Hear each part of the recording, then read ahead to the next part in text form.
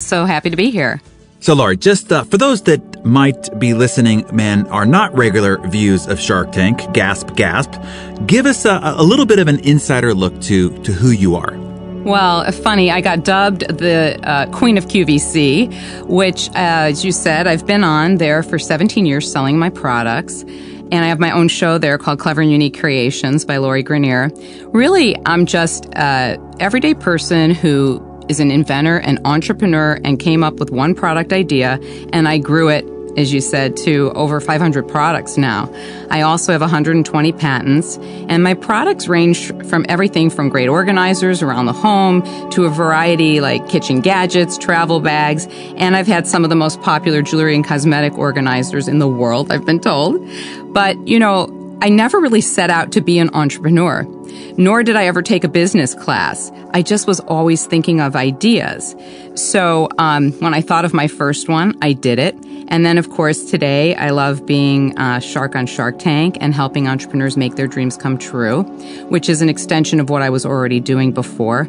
In addition to creating my own products, I was always helping people. So being on Shark Tank, it's like I'm a natural-born shark.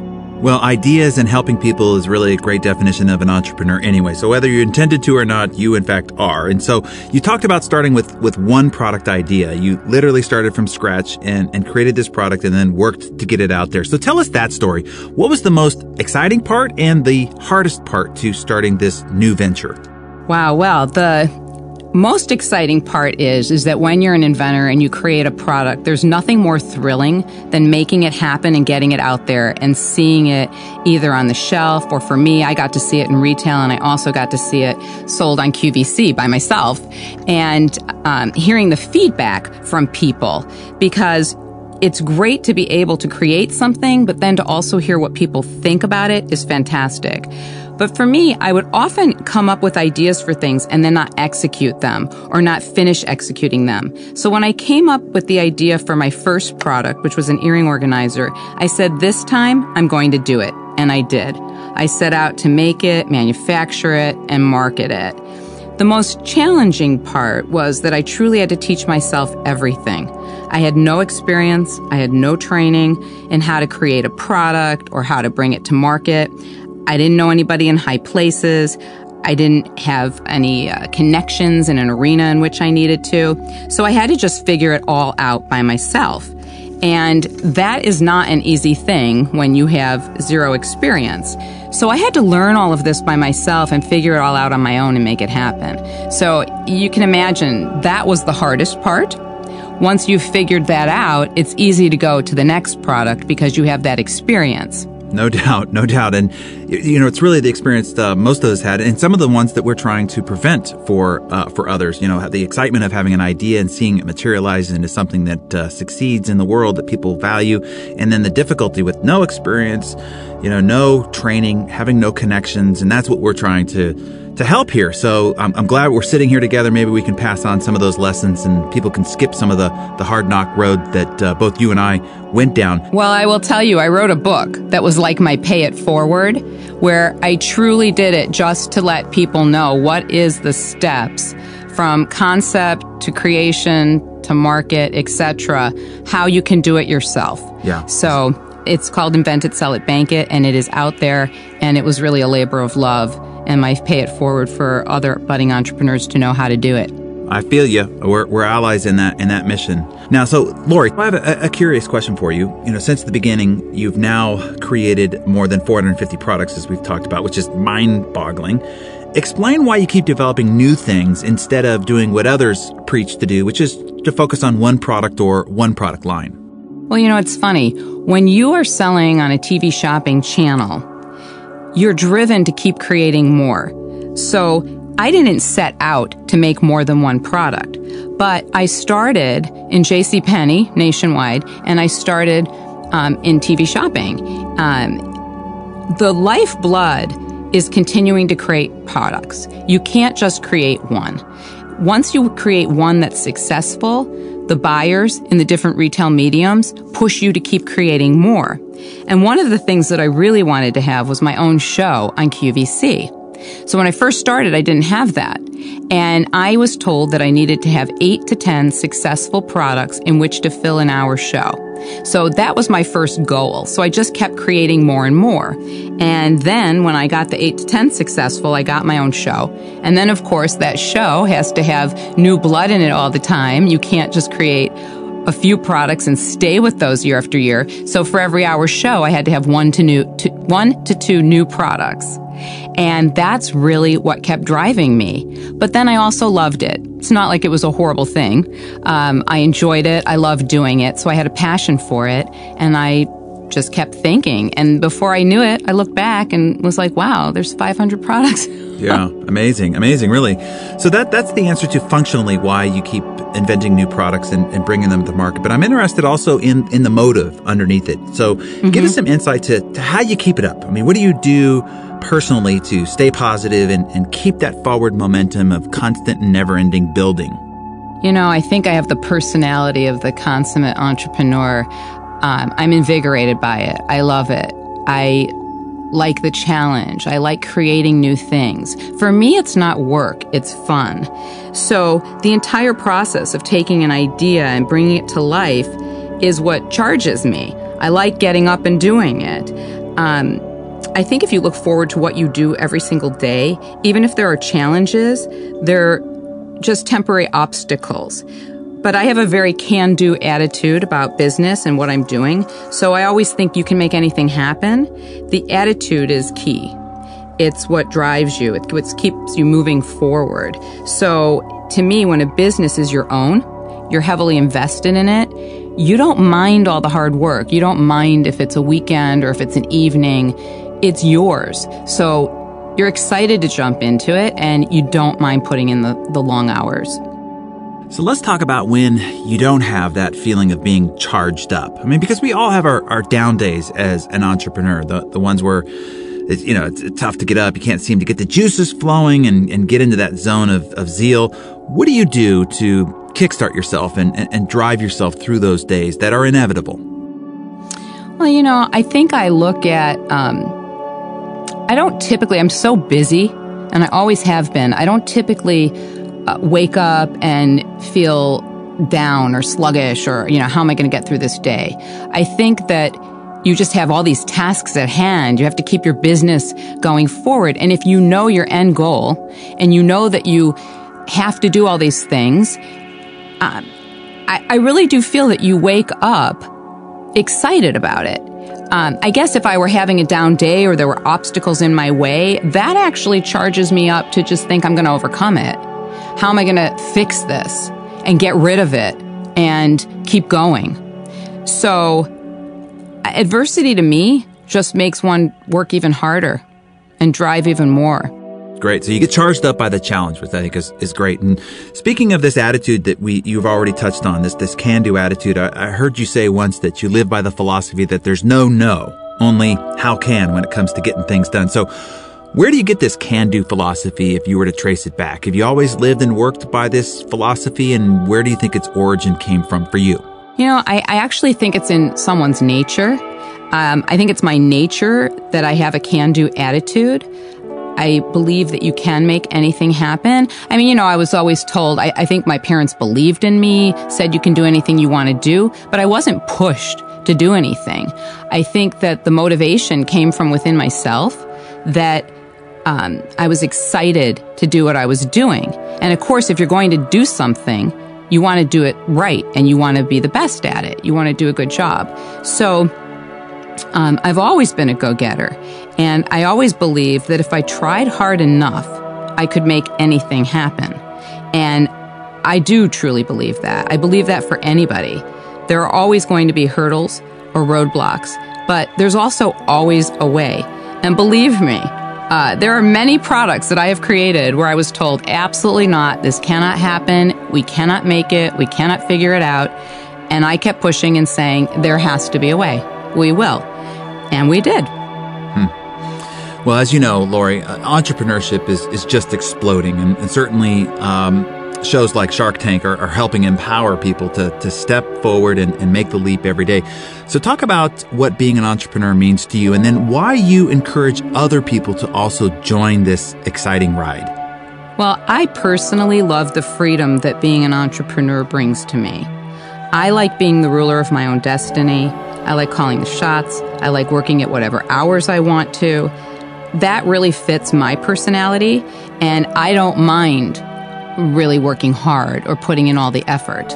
I don't resent, if I have to work a weekend or it comes with me on vacation. So I fit perfectly the personality of an entrepreneur. I think you need to know if it would be right for you to be your own boss, but I always knew that that's what I needed. Now, you recommend to entrepreneurs to be passionate about their idea, but not to be too in love with it. This is something I agree with you on, but I don't think most understand this distinction. So maybe you can explain this philosophy. That's a really great point, because what happens is I find the nature of most inventors and entrepreneurs is that they think their product idea is the best thing in the world and everybody's going to love it.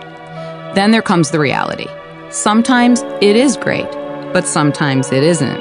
And when you find that the market is telling you or people are telling you it's just not right, it's not working, nobody wants it, you have to know how to pivot. You have to know that sometimes you can let something go. It's not failure. I mean, if people only thought of one great idea in life and then they just stopped, where would we all be? So you've got a lot of ideas in you. It's just you can't hold on to something that isn't working. You have to know now's the time to think about other things. Maybe put this aside. I can come back to it if I want to, but think of something else. It only takes one great idea to be a success. So don't waste time on something that isn't working and is never going to work. Put your energy into something new and look to another challenge, because you can think of other things. So that's what I think is your point. They get too in love with it, that they never let something that needs to be let go. Yeah, exactly. So Lori, you are known on Shark Tank for your catchphrase, hero or zero. So explain that to us and where that catchphrase originally came from. Well, that for me is something that is like an innate instinct. I'm lucky that I can tell instantly what's going to be right, what people are going to like. I would say that's one of my strengths. A hero is something that's going to work, and a zero is something I think is not going to work. And it just came to me when I was sitting in the Shark Tank one day. Just said, I can tell instantly if it's going to be a hero or a zero. If you were to try to explain it, what is it that you're looking for? Like when somebody's presenting an idea, and you can either address this towards the idea or towards the person. What are you looking for? What's the thing when, as another entrepreneur friend of mine would describe this, when his knee starts to bounce? There's something about this where the excitement starts to generate. What is it that you're looking for where the dots connect and then all of a sudden this is a hero? Well, besides the gut instinct, I would say that there are 3 criteria that are good to go by to tell. 1, is it something that people need and want? Whether it's a product or a service, is it something people need and want? Does it appeal to a broad mass audience, meaning like different ages, men, women? The broader, the better, because you have a bigger market to sell to. And can it be made at an affordable price? If you can hit those 3 things, those are very strong, good indicators that it will be successful. Doesn't have to be any more complicated than that, right? No, it's really pretty simple. Yeah. And so another aside, because people will have different answers on this. When you are looking at a deal, are you first assessing what the product or business idea is first, and then who's behind it? Or are you looking at the who first, and then if you get a really strong sense of that who, then you'll look at the idea and consider it? But what's your first gate? Well, for me, I'm a product person. So the first thing I look at is, what is it? If I think it's great and it excites me, then I'm looking at the person. And they have to be equally great, because I've learned over all these years that no matter how great a product is or a business is, if I don't like the people that come with it, it's not worth it. So I would say product first, person second, but it's a 50-50 thing. Gotta like both. Makes sense. So speaking of product, tell us about your favorite investment that you've made on Shark Tank. How did it happen and what's happened since? Well, I consider all of my entrepreneurs as part of my family. So they're all special and they're all important. It's like when people ask me this question, to me, I feel like it's like choosing your favorite child, which is really hard. I can't do that. And I have strong personal relationships with all of them. So, they might kill me. But I can tell you some of the highest successes. Scrub Daddy has hit 75 million in sales in just a few years. Amazing. Drop Stop, 15 million in sales. Corduroys, just under 15 million in sales. Reader Rest, just under 15 million in sales. And Squatty Potty, which I just did a deal with in the last 8 months of their airing on Shark Tank, 12 million in sales. Amazing. So, I have a lot of favorites. So an interesting question is this: which investment had your heart and you knew that it was going to be a success, but it ended up not being so? And why? And what lessons did you draw from it? I wish I could tell you something juicy, but really the truth of it is that fortunately most of them have been very successful. That probably goes back to that gut instinct of hero or zero. I can't really think of one that I had my heart set on succeeding and it didn't. But the few that didn't work out, they didn't work out for the same reasons, which was either the entrepreneur wouldn't listen to the advice that was given, or the product couldn't be made at a reasonable price. Okay, well, those are interesting lessons to draw then, and without having to go through the pain of failure and lost finances. So great, thanks for passing that along. So what's the greatest personal epiphany or aha that you've had about business, entrepreneurship, or entrepreneurs as you've gone through this experience on Shark Tank? Well, I think it's always fascinating to me to look at the nature of an entrepreneur.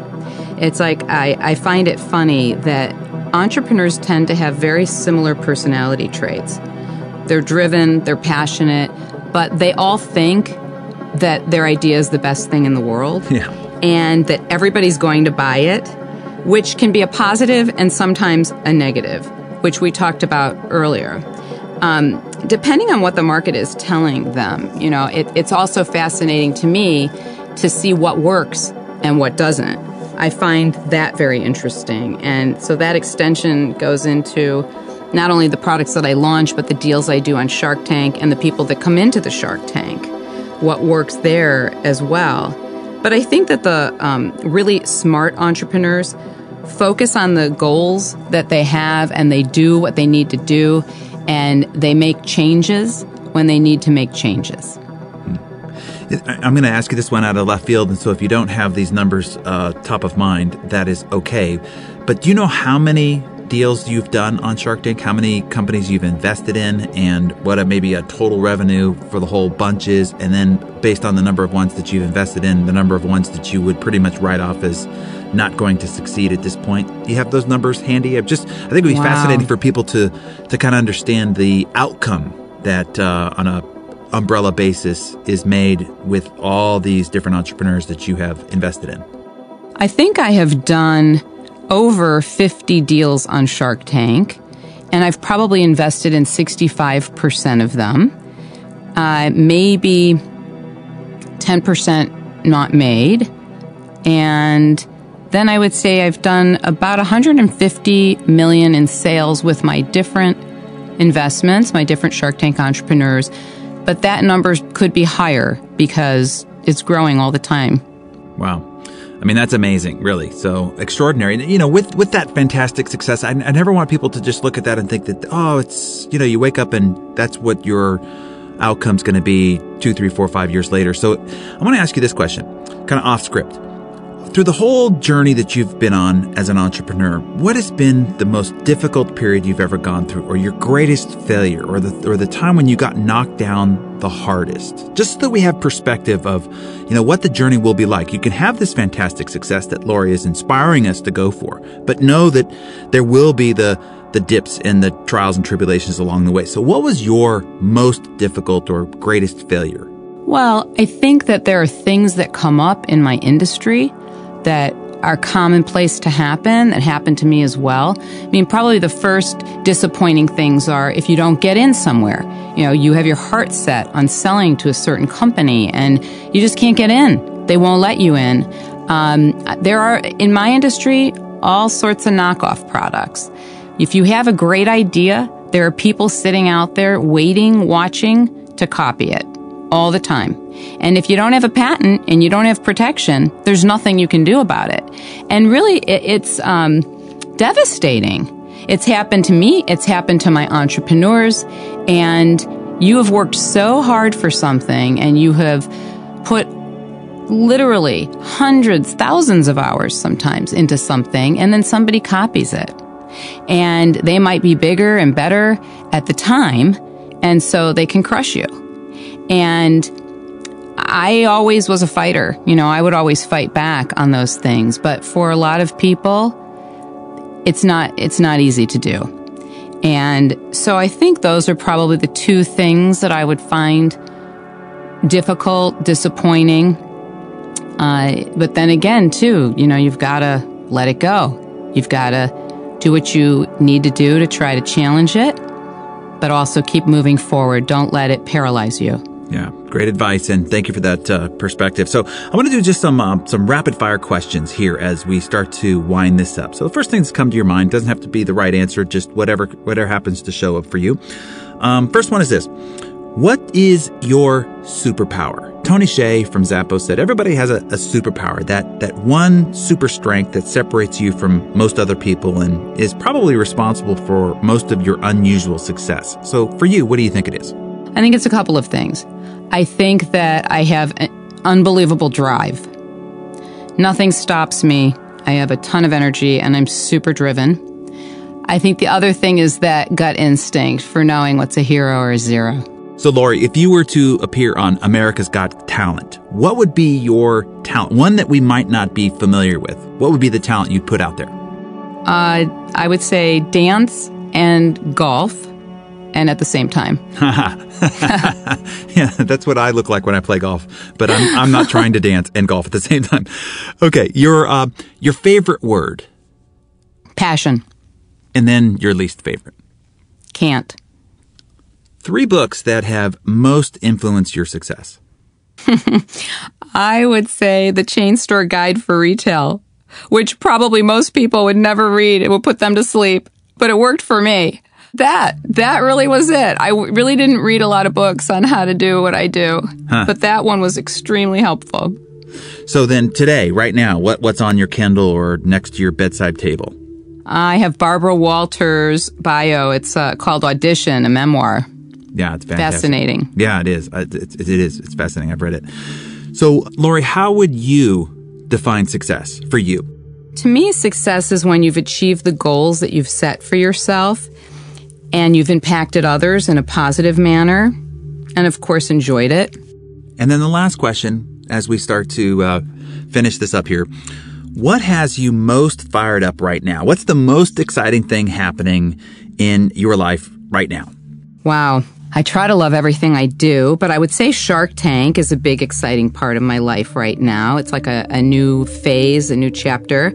Some of the people that I have met through that experience have brought me to be working on some very big, important breakthrough products, one of which is in the medical field that I'm very excited about, which will have a lasting positive impact on mankind. I can't talk about it yet, but it's coming, and I would say that that is something that I am super excited about because it's going to help a lot of people. Fantastic.